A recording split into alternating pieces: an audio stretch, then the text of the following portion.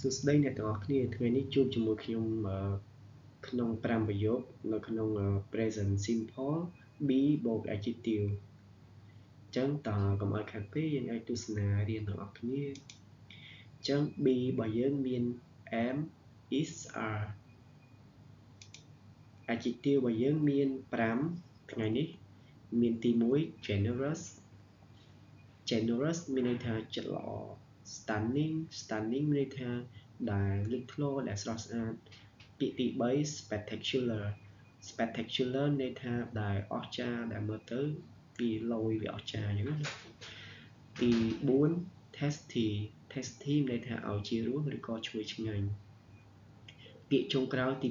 5 wealthy មានន័យថាដែលមើលទៅស្ដុកស្ដំមានបានអញ្ចឹងណាដែលមានដែលស្ដុកស្ដំអូខេអញ្ចឹងយើងទៅមើលប្រយោគរបស់យើងទី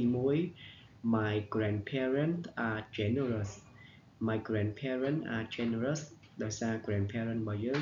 ជាពហុវចនៈ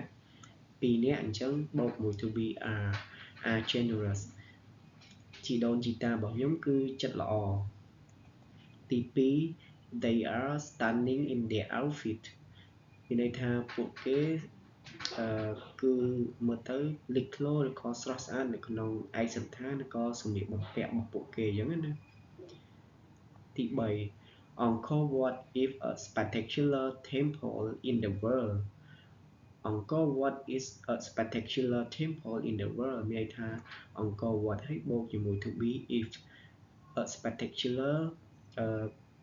adjective របស់យើងមានន័យថាវា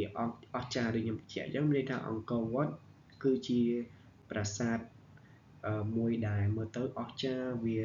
លេចធ្លោវាអស្ចារ្យនៅក្នុងពិភពលោកអញ្ចឹងណាទី4 Amok is a tasty Khmer food មានន័យថាអាម៉ុកគឺជាមុខម្ហូបខ្មែរដ៏ឈ្ងុយឆ្ងាញ់ដ៏ឲ្យជារសអាម៉ុកហើយ to be របស់យើង if ដោយសារអាម៉ុកជា singular ហើយ tasty ន័យថាវាឲ្យជារសអញ្ចឹងមានថាអាម៉ុករបស់យើងគឺជាមុខម្ហូបខ្មែរដ៏ឈ្ងុយឆ្ងាញ់5 I am wealthy មានន័យថា I ហើយបូកជាមួយ to be am ហើយ wealthy មានន័យថា I am wealthy ខ្ញុំមើលទៅមានមើលទៅស្ដុកស្ដំអីចឹងអូខេអរគុណច្រើនអញ្ចឹងសង្ឃឹមថាជួបជាមួយខ្ញុំនៅវីដេអូបន្តទៀតអរគុណបាយបាយ